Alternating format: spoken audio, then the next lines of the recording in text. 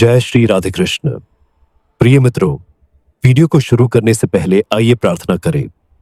हे कृष्ण, जो भी भक्त आज इस अमृत वाणी को सुन रहा है, उनके जीवन में आपकी कृपा सदा बनी रहे और उनके सभी कष्ट दूर हो जाएं। मित्रों, इस अद्भुत वाणी को सुनने से पहले अपने विचार और भक्ति को व्यक्त करते हुए नीचे कमेंट में जय श्री राधे कृष्ण जरूर लिखें। आपकी यह भक्ति हमारी इस यात्रा को और भी अद्भुत बनाएगी। जब हम कहते हैं कि अच्छे लोगों के साथ बुरा क्यों होता है, तो हमारे मन में एक छुपा हुआ दर्द होता है, एक असहमति होती है, जैसे कि यह दुनिया न्याय नहीं कर रही। पर क्या आपने कभी सोचा है, क्या हम वाकई हर चीज को उसी पल समझ सकते हैं जिसमें वह घट रही हो? यहां आता है कर्म का सिद्धांत। हिंदू दर्शन और खासकर श्रीमद् भगवद गीता में कर्म को इस ब्रह्मांड की सबसे बड़ी शक्ति बताया गया है। कर्म ही भविष्य की नींव है और वर्तमान भी। कर्म का मतलब सिर्फ अच्छा या बुरा करना नहीं है। कई लोग सोचते हैं कि अगर मैं किसी की मदद कर रहा हूं, सच बोलता हूं, किसी का बुरा नहीं सोचता, तो मुझे जीवन में सुख और शांति मिलनी चाहिए।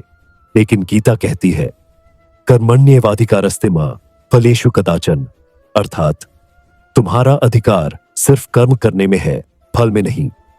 इसका मतलब ये नहीं कि अच्छे लोगों को दुखी होना चाहिए, बल्कि इसका मतलब है कि जीवन एक लंबा गणित है, जहां हर कर्म का हिसाब कभी ना कभी कहीं ना कहीं जरूर होता है।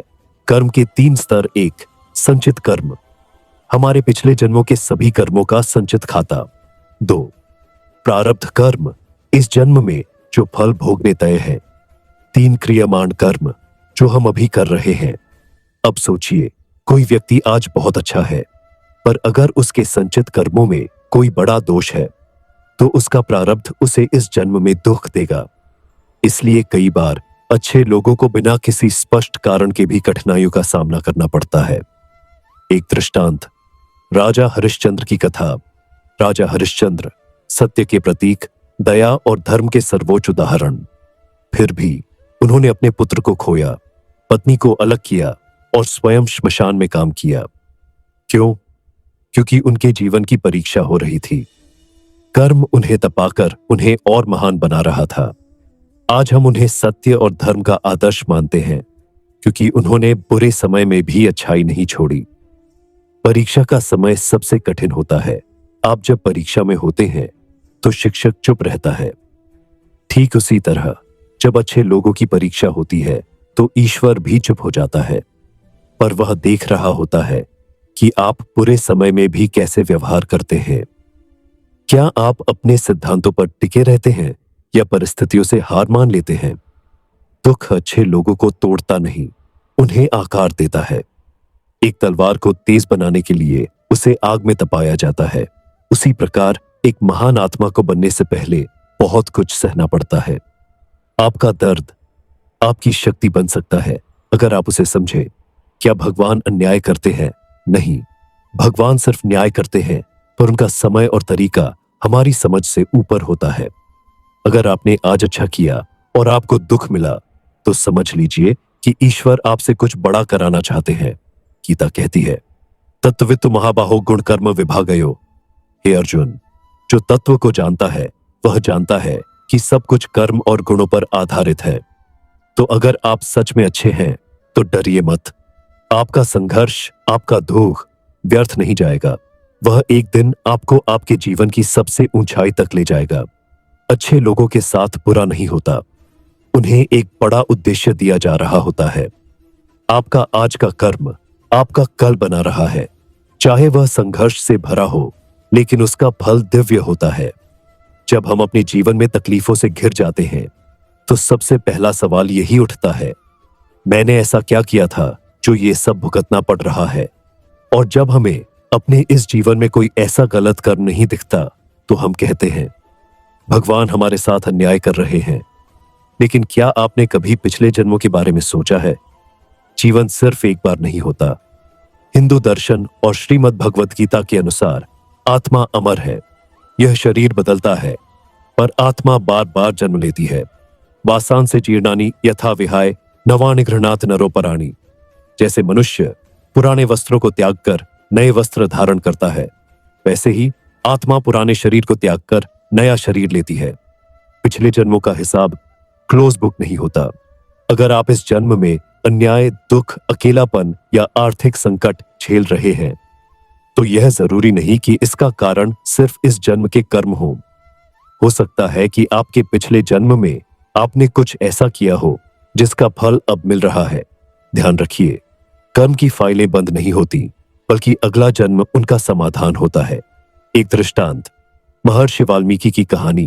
क्या आप जानते हैं कि वाल्मीकि पहले एक डाकू थे, रत्नाकर। वो राह चलते लोगों को लूटते थे और पाप करते थे।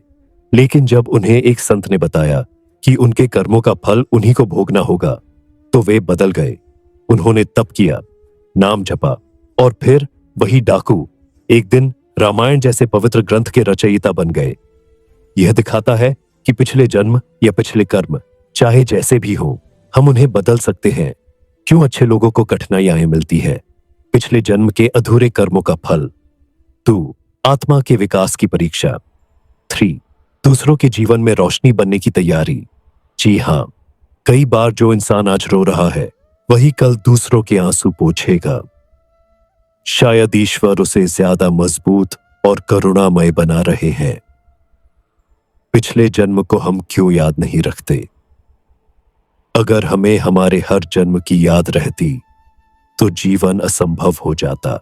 हर संबंध, माँ बेटा, पति पत्नी, दोस्त बिखर जाते, क्योंकि पिछले जन्मों के घाव और रिश्ते आज के संबंधों को बिगाड़ देते। इसलिए प्रकृति ने ऐसा इंतजाम किया है कि हमें सिर्फ इस जन्म का मंच ही याद रहे, बाकी सब पर्दे के पीछे चलता है। दुख के पीछे छिपा वरदान। कई बार जो व्यक्ति गहरी पीड़ा से गुजरता है वही दुनिया को सबसे बड़ा संदेश दे जाता है। बुद्ध को ज्ञान दुख से मिला, मीरा को भक्ति विरह से मिली, तुलसीदास को रामचरितमानस पत्नी की बात से मिली। जब वह उन्हें छोड़ गई तो आपके साथ जो भी हो रहा है वो शायद आपको किसी बहुत बड़ी भूमिका के लिए तैयार कर रहा है। जीवन चक्र और पुनर्जन्म का रहस्य भगवद गीता में कहा गया है, जन्म कर्म च मे दिव्यम। हे अर्जुन, जो मेरे भगवान के जन्म और कर्म को दिव्य समझता है वह मृत्यु के बाद पुनर्जन्म नहीं लेता। इसका अर्थ यह है कि अगर हम अपने कर्मों को समझदारी और भक्ति से करें तो हम इस दुख दर्द के चक्र से बाहर निकल सकते हैं। तो अच्छे लोगों के साथ बुरा क्यों होता है? क्योंकि उनका बुरा समय या तो पुराने कर्मों का फल है या उनकी आत्मा को उच्चतर स्तर पर ले जाने का माध्यम। अगर आप आज दुखी हैं तो समझिए कि ईश्वर आपसे कह रहे हैं, तुम में कुछ खास है, इसलिए मैं तुम्हें बाकी लोगों से ऊपर बना रहा हूं। हमारा जीवन सिर्फ एक जन्म तक सीमित नहीं है। आज की समस्याएं कल के कर्मों की छाया हो सकती है। बुरा समय आत्मा की परीक्षा और विकास का साधन है। कर्मों को समझो, उन्हें सुधारो और प्रभु पर भरोसा रखो। जहां हम चर्चा करेंगे कि ईश्वर अक्सर श्रेष्ठ आत्माओं को ही सबसे कठिन जिम्मेदारियां क्यों देते हैं, अच्छे लोग ही क्यों चुने जाते हैं दुख के लिए। अब हम उस सबसे गहरे सवाल पर आते हैं, क्या भगवान अच्छे लोगों को जानबूझकर दुख देते हैं? क्या ये कोई सजा है या फिर कोई दैवी योजना? इसका उत्तर जानने से पहले हमें समझना होगा, अच्छे लोग आखिर होते कौन हैं? जो दूसरों के लिए सोचते हैं, जो अपना नुकसान सहकर भी किसी और की मदद करते हैं, जो दुनिया की अच्छाई बचाए रखते हैं, जो धर्म, सत्य और प्रेम के मार्ग पर चलते हैं। लेकिन जब यही लोग बीमारी, गरीबी, धोखा, अपमान या अकेलेपन से गुजरते हैं तो हमें लगता है ये तो अन्याय है। ईश्वर की नजरों में दुख कोई सजा नहीं होता, बल्कि एक जिम्मेदारी होती है। जैसे एक स्कूल में जो बच्चा सबसे होशियार होता है उसे ही सबसे कठिन प्रश्न दिए जाते हैं, उसे ही क्लास की जिम्मेदारी दी जाती है। उसी तरह जो आत्मा सबसे ज्यादा विकसित होती है उसी को ईश्वर कठिन समय से निकालते हैं, क्योंकि उन्हें पता है ये आत्मा टूटेगी नहीं बल्कि चमकेगी। दुख से तपकर ही हीरे बनते हैं। कोयला जब प्रेशर और ताप सहता है तो हीरा बनता है। सोना जब आग में तपता है तो उसकी चमक निखरती है। उसी तरह अच्छे लोगों की आत्मा दुख की अग्नि से गुजरती है ताकि वे दूसरों के लिए प्रकाश बन सके। महान आत्माओं की कहानियां। संत एकनाथ को लोगों ने गंदगी फेंककर अपमानित किया, लेकिन उन्होंने कभी क्रोध नहीं किया। साईं बाबा को जूते मारे गए, फिर भी वो सबके लिए दुआ करते रहे। महात्मा गांधी को जेल में डाला गया, लेकिन उन्होंने पूरे देश को आजादी दिलाई। क्या ये सब साधारण लोग थे? नहीं, ये थे वो आत्माएं जिन्हें ईश्वर ने चुना था दुनिया को बेहतर बनाने के लिए। ईश्वर क्यों नहीं बचाते अच्छे लोगों को? सवाल ये नहीं है कि ईश्वर क्यों नहीं बचाते, सवाल ये है कि वो अच्छे लोगों को कैसे और मजबूत बनाते हैं। ईश्वर जब किसी आत्मा को दुनिया के कल्याण के लिए तैयार करते हैं तो उसे पहले दुख, अपमान, अकेलापन और पीड़ा से गुजारते हैं, क्योंकि जो इन सब से पार पा लेता है वही दूसरों के घाव भर सकता है। दुख की गहराई से निकलता है सच्चा प्रेम। जो व्यक्ति खुद टूटता है वही दूसरों को जोड़ना सीखता है।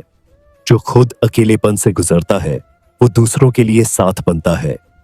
जो खुद दर्द से रोता है वही दूसरों की आंखें पोंछता है। दुख अच्छे लोगों को तोड़ता नहीं, उन्हें दूसरों की उम्मीद बनाता है। कई बार अच्छे लोगों का दुख पिछले जन्मों के कर्मों की परीक्षा भी होता है, लेकिन जो आत्मा इस दुख में भी धैर्य, भक्ति और करुणा नहीं छोड़ती, वो मुक्त हो जाती है। यही कारण है कि सच्चा भक्ति मार्ग वही है जो दुख में भी विश्वास न खोए, क्योंकि वे जानते हैं अगर मैं नहीं झुकूंगा तो कोई और कैसे उठेगा। एक पिता दर्द सहकर परिवार को बचाता है। एक मां थककर भी बच्चों के लिए मुस्कुराती है। एक गुरु अपने ही कष्ट छुपाकर शिष्यों को ज्ञान देता है। यह कर्तव्य, यह बलिदान ईश्वर अच्छे आत्माओं को ही देता है। ईश्वर तब नहीं पूछते कि तुमने कितना जिया, बल्कि ये पूछते हैं तुमने दुख में कितना मुस्कुराया, कितनों को रोते हुए गले लगाया, किसी और के आंसू कैसे पोंछे। और यही बनता है मोक्ष का रास्ता। अच्छे लोग दुख इसलिए झेलते हैं क्योंकि ईश्वर उन्हें मजबूत बना रहे होते हैं। दुख कोई सजा नहीं, बल्कि आत्मा की अग्नि परीक्षा होती है। महान आत्माएं ही दूसरों का मार्गदर्शन करने के लिए तैयार की जाती है। अगर आप दुख में हैं तो समझिए आपका आत्मा स्तर ऊंचा है। अगर आप तैयार हो तो मैं भेजूं भाग 5। जब सब कुछ खत्म हो जाए तब क्या करें? जहां हम समझेंगे कि जब जीवन में कोई रास्ता नहीं बचता, तब श्री कृष्ण हमें क्या सलाह देते हैं। कभी कभी जिंदगी में ऐसा मोड़ आता है जब लगता है अब कुछ नहीं बचा, ना रिश्ते बचे, ना उम्मीदें, ना ताकत, सब कुछ जैसे छिन गया हो।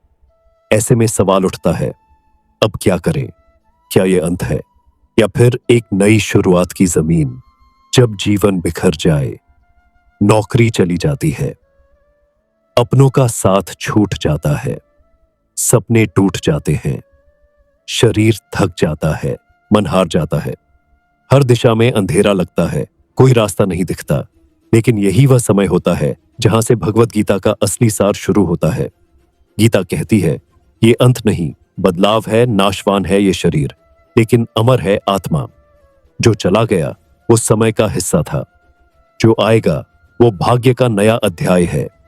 भगवान श्री कृष्ण अर्जुन से कहते हैं, तू क्यों डरता है? जिससे तू जुड़ा है वो कभी तेरा था ही नहीं, और जो तेरा है वो कभी तुझसे छिन नहीं सकता। नाश के बाद ही निर्माण होता है। बीज को मिट्टी में दबना पड़ता है ताकि वह वृक्ष बन सके। अंधेरी रात के बाद ही सूरज निकलता है, शून्यता के बाद ही सृजन की शुरुआत होती है। इसलिए जब सब कुछ खत्म हो जाए तो समझो अब एक नया अध्याय शुरू होने वाला है। अपने आप को फिर से गढ़ो। जब सब छिन जाए तो फिर से खुद को गढ़ो। 1, अपने भीतर उतर जाओ। सबसे बड़ा समाधान अंदर है, बाहर नहीं। 2, ध्यान करो, शांत बैठो और अपने विचारों को देखो। 3, हर चोट को स्वीकारो, जो टूटा है वो तुम्हें मजबूत बना रहा है। 4, ईश्वर पर भरोसा रखो, उसने कुछ छीना है तो कुछ बेहतर देने के लिए। श्री कृष्ण का संदेश, तू बस कर्म कर, कर्म किए जा, फल की चिंता मत कर। जब जीवन में सब खत्म हो जाए तब ये सबसे गहरा मंत्र है। मत सोचो कि क्या मिलेगा, बस करो वो जो अभी करना है। एक कदम चलो, एक सांस भरो, एक प्रार्थना करो। यही छोटे छोटे कदम फिर से नई जिंदगी की नींव बनते हैं। भावनाओं को बहने दो, रोकना मत। कभी रोना आए तो रो लो। अपने दर्द को मत छुपाओ, मत बनो। वो जो बाहर से मजबूत दिखता है पर अंदर से टूट चुका होता है। कृष्ण कहते हैं, दुख को पहचानो लेकिन उसमें डूबो मत। तुम दुख नहीं हो, तुम तो आत्मा हो। शून्यता में ही ईश्वर का अनुभव होता है। जब सब छिन जाता है तब मन खाली होता है, और जब मन खाली होता है तभी उसमें ईश्वर समा सकते हैं। जो इंसान जिंदगी में सब कुछ खो देता है वो भगवान को पूरी तरह पा सकता है। अब क्या करें जब कुछ बचा ना हो? 1. नाम जप शुरू करो, श्री कृष्ण गोविंद हरे मुरारी। 2. अपना रूटीन बनाओ, उठो, ध्यान करो, पढ़ो, चलो।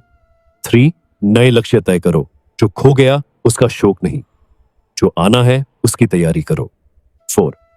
सेवा में लगो, किसी गरीब को खाना दो, किसी दुखी को मुस्कान दो। जैसे ही तुम दूसरों की मदद करने लगोगे, ईश्वर तुम्हारे जीवन को फिर से संवार देंगे। जब सब कुछ खत्म लगे तब समझो अब ईश्वर की शुरुआत होगी। दुख में भी आगे बढ़ो, बस एक कदम। श्री कृष्ण कहते हैं, कर्म करते जाओ, फल मैं दूंगा। अंदर का खालीपन ही ईश्वर को आने का न्योता होता है। अगर आप चाहें तो मैं भेजूं भाग 6। क्यों ईश्वर हमारी पुकार नहीं सुनते? जहां हम जानेंगे कि जब हम सबसे ज्यादा टूटे होते हैं तब भगवान क्यों मौन रहते हैं। क्यों ईश्वर हमारी पुकार नहीं सुनते? जब हम टूटते हैं, जब आंसू थमने का नाम नहीं लेते, जब बार बार भगवान को पुकारते हैं, हे प्रभु मेरी सुनो, लेकिन फिर भी कोई जवाब नहीं आता, तो मन में सवाल उठता है, क्या ईश्वर सच में सुनते भी हैं या वो भी हमारी तरह खामोश हो गए हैं? श्री कृष्ण अर्जुन से कहते हैं, मैं हर जीव के हृदय में स्थित हूं। हर भावना, हर पुकार मुझे पता होती है, लेकिन मैं तब तक हस्तक्षेप नहीं करता जब तक जीव स्वयं तैयार न हो। यानी भगवान मौन रहते हैं क्योंकि वो हमारी आत्मा की तैयारी देख रहे होते हैं। ईश्वर हमारी पुकार क्यों नहीं सुनते? 1. क्योंकि हम सिर्फ दुख में याद करते हैं। जब सब अच्छा चलता है हम भगवान को भूल जाते हैं, लेकिन जैसे ही संकट आता है हम कहते हैं, हे भगवान बचाओ। कृष्ण कहते हैं, जो मुझे हर स्थिति में याद करता है मैं उसका साथ कभी नहीं छोड़ता। 2. क्योंकि हमारी पुकार में विश्वास नहीं होता। हम अक्सर भगवान को ऐसे पुकारते हैं जैसे संदेह से भरी याचिका कर रहे हो, अगर हो प्रभु तो कुछ करो। लेकिन गीता कहती है, अडोल श्रद्धा हो तभी कृपा बरसती है। शंका करने वाला न तो इस लोक में सुखी होता है न परलोक में। 3. क्योंकि हर पुकार का उत्तर हां नहीं होता। हम चाहते हैं कि जो हम मांगे वो मिल जाए, लेकिन भगवान जानते हैं कि क्या देना सही है और क्या नहीं। एक बच्चा आग मांगता है खेलने के लिए, मां मना कर देती है। क्या वो ममता नहीं है? बिल्कुल है। उसी तरह भगवान भी कुछ नहीं देकर भी हमारी रक्षा करते हैं। 4. क्योंकि वो चाहते हैं हम स्वयं को जाने। जब भगवान हमारी पुकार का जवाब नहीं देते तो वो हमें खुद के भीतर झांकने का अवसर दे रहे होते हैं। हे जीव, तू आत्मा है, तू खुद एक चमत्कार है। पहले खुद को जान, फिर मुझे जान। जब हम खुद को पहचानने लगते हैं तब ईश्वर हमें पहचानने लगते हैं। श्री कृष्ण कहते हैं, मैं हर श्वास में हूं। तू मुझे खोजने मंदिर मत जा। मैं तेरे हर दुख में तेरे साथ हूं। मैं तेरे हर आंसू में हूं।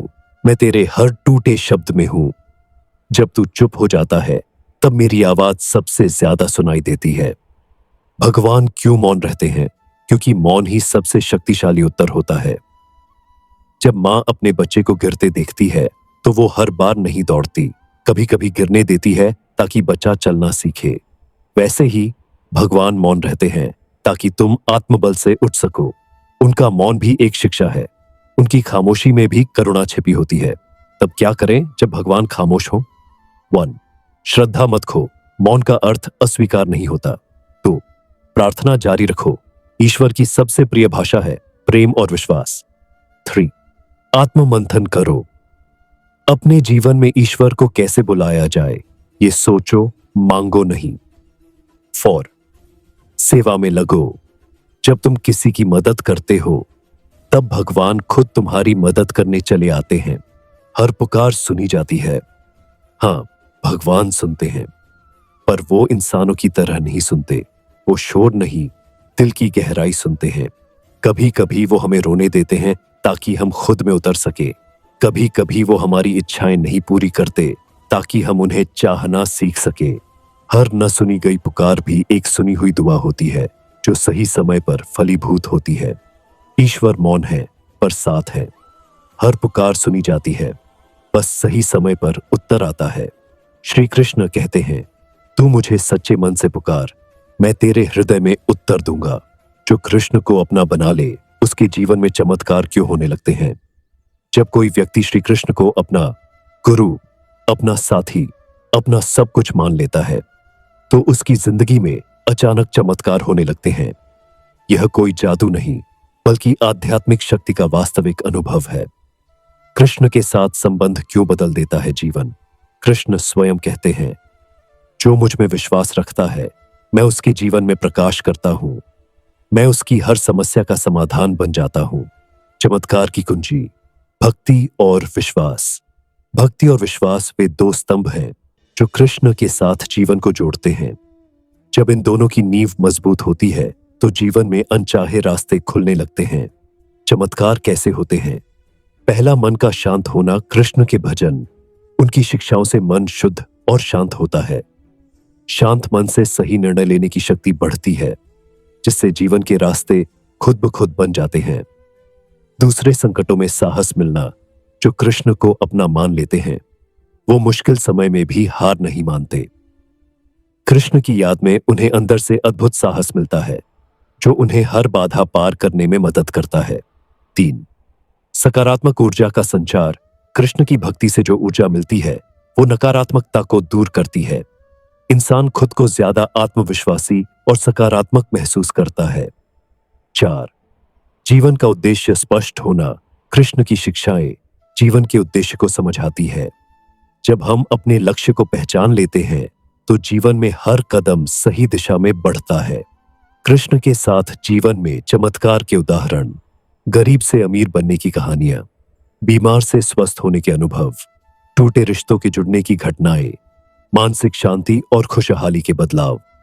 श्री कृष्ण के मंत्र और ध्यान। कृष्ण के नाम का जप और ध्यान मन को स्थिर करता है और चमत्कारों के द्वार खोलता है। हरे कृष्ण कृष्ण कृष्ण हरे हरे। यह मंत्र जीवन में आश्चर्यजनक परिवर्तन लाता है। कृष्ण को अपना कैसे बनाए। नियमित भजन और पूजा करें, उनकी शिक्षाओं को जीवन में अपनाएं, सच्चे मन से उन्हें तय पुकारें और विश्वास रखें। दूसरों के प्रति प्रेम और दया दिखाएं। कृष्ण के साथ सच्चा संबंध जीवन को बदल देता है।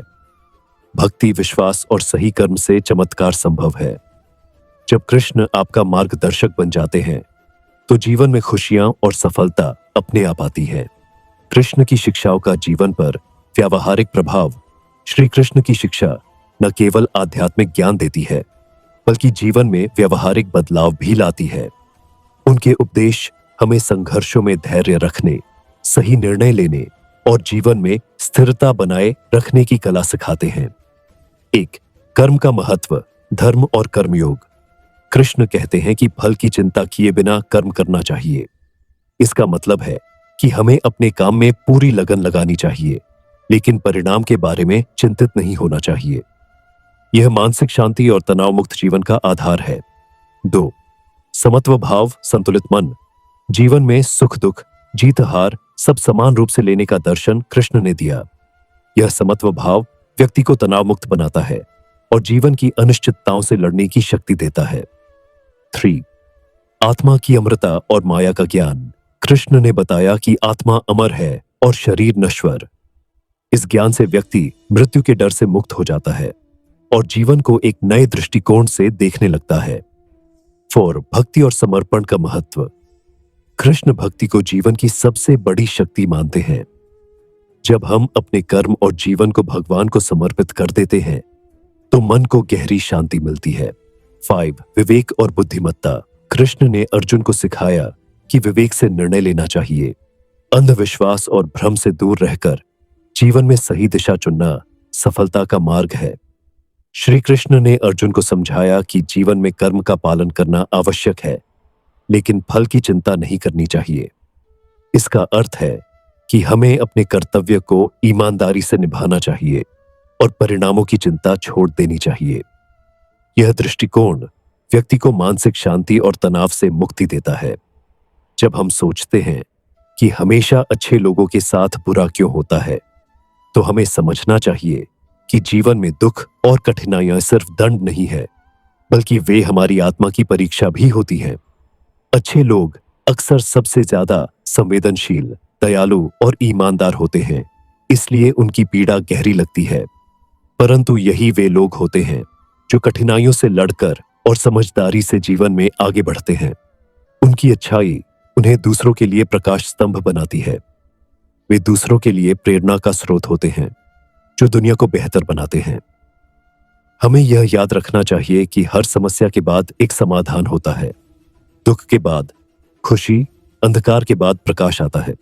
अच्छे लोगों की सबसे बड़ी ताकत उनकी सहनशीलता, विश्वास और प्रेम है, जो अंततः उनके जीवन को सार्थक बनाता है। इसलिए जब भी आपको लगे कि आपके साथ अन्याय हो रहा है, तो याद रखिए कि आपकी अच्छाई और सच्चाई ही आपकी सबसे बड़ी जीत है। यही अच्छाई दुनिया को एक बेहतर जगह बनाती है। चमत्कार की कुंजी, भक्ति और विश्वास। भक्ति और विश्वास वे दो स्तंभ हैं जो कृष्ण के साथ जीवन को जोड़ते हैं। जब इन दोनों की नींव मजबूत होती है, तो जीवन में अनचाहे रास्ते खुलने लगते हैं। चमत्कार कैसे होते हैं? पहला, मन का शांत होना। कृष्ण के भजन, उनकी शिक्षाओं से मन शुद्ध और शांत होता है। शांत मन से सही निर्णय लेने की शक्ति बढ़ती है, जिससे जीवन के रास्ते खुद ब खुद बन जाते हैं। दूसरे, संकटों में साहस मिलना। जो कृष्ण को अपना मान लेते हैं, वो मुश्किल समय में भी हार नहीं मानते। कृष्ण की याद में उन्हें अंदर से अद्भुत साहस मिलता है, जो उन्हें हर बाधा पार करने में मदद करता है। 3, सकारात्मक ऊर्जा का संचार। कृष्ण की भक्ति से जो ऊर्जा मिलती है, वो नकारात्मकता को दूर करती है। इंसान खुद को ज्यादा आत्मविश्वासी और सकारात्मक महसूस करता है। 4, जीवन का उद्देश्य स्पष्ट होना। कृष्ण की शिक्षाएं जीवन के उद्देश्य को समझाती है। जब हम अपने लक्ष्य को पहचान लेते हैं, तो जीवन में हर कदम सही दिशा में बढ़ता है। कृष्ण के साथ जीवन में चमत्कार के उदाहरण। गरीब से अमीर बनने की कहानियां, बीमार से स्वस्थ होने के अनुभव, टूटे रिश्तों के जुड़ने की घटनाएं, मानसिक शांति और खुशहाली के बदलाव। श्री कृष्ण के मंत्र और ध्यान। कृष्ण के नाम का जप और ध्यान मन को स्थिर करता है और चमत्कारों के द्वार खोलता है। हरे कृष्ण कृष्ण कृष्ण हरे हरे। यह मंत्र जीवन में आश्चर्यजनक परिवर्तन लाता है। कृष्ण को अपना कैसे बनाए? नियमित भजन और पूजा करें। उनकी शिक्षाओं को जीवन में अपनाएं। सच्चे मन से उन्हें पुकारें और विश्वास रखें। दूसरों के प्रति प्रेम और दया दिखाएं। कृष्ण के साथ सच्चा संबंध जीवन को बदल देता है। भक्ति, विश्वास और सही कर्म से चमत्कार संभव है। जब कृष्ण आपका मार्गदर्शक बन जाते हैं, तो जीवन में खुशियां और सफलता अपने आप आती है। कृष्ण की शिक्षाओं का जीवन पर व्यावहारिक प्रभाव। श्री कृष्ण की शिक्षा न केवल आध्यात्मिक ज्ञान देती है, बल्कि जीवन में व्यावहारिक बदलाव भी लाती है। उनके उपदेश हमें संघर्षों में धैर्य रखने, सही निर्णय लेने और जीवन में स्थिरता बनाए रखने की कला सिखाते हैं। कर्म का महत्व। धर्म और कर्मयोग। कृष्ण कहते हैं कि फल की चिंता किए बिना कर्म करना चाहिए। इसका मतलब है कि हमें अपने काम में पूरी लगन लगानी चाहिए, लेकिन परिणाम के बारे में चिंतित नहीं होना चाहिए। यह मानसिक शांति और तनाव मुक्त जीवन का आधार है। 2, समत्व भाव, संतुलित मन। जीवन में सुख दुख, जीत हार सब समान रूप से लेने का दर्शन कृष्ण ने दिया। यह समत्व भाव व्यक्ति को तनाव मुक्त बनाता है और जीवन की अनिश्चितताओं से लड़ने की शक्ति देता है। 3, आत्मा की अमरता और माया का ज्ञान। कृष्ण ने बताया कि आत्मा अमर है और शरीर नश्वर। इस ज्ञान से व्यक्ति मृत्यु के डर से मुक्त हो जाता है और जीवन को एक नए दृष्टिकोण से देखने लगता है। 4, भक्ति और समर्पण का महत्व। कृष्ण भक्ति को जीवन की सबसे बड़ी शक्ति मानते हैं। जब हम अपने कर्म और जीवन को भगवान को समर्पित कर देते हैं, तो मन को गहरी शांति मिलती है। 5, विवेक और बुद्धिमत्ता। कृष्ण ने अर्जुन को सिखाया कि विवेक से निर्णय लेना चाहिए। अंधविश्वास और भ्रम से दूर रहकर जीवन में सही दिशा चुनना सफलता का मार्ग है। श्री कृष्ण ने अर्जुन को समझाया कि जीवन में कर्म का पालन करना आवश्यक है, लेकिन फल की चिंता नहीं करनी चाहिए। इसका अर्थ है कि हमें अपने कर्तव्य को ईमानदारी से निभाना चाहिए और परिणामों की चिंता छोड़ देनी चाहिए। यह दृष्टिकोण व्यक्ति को मानसिक शांति और तनाव से मुक्ति देता है।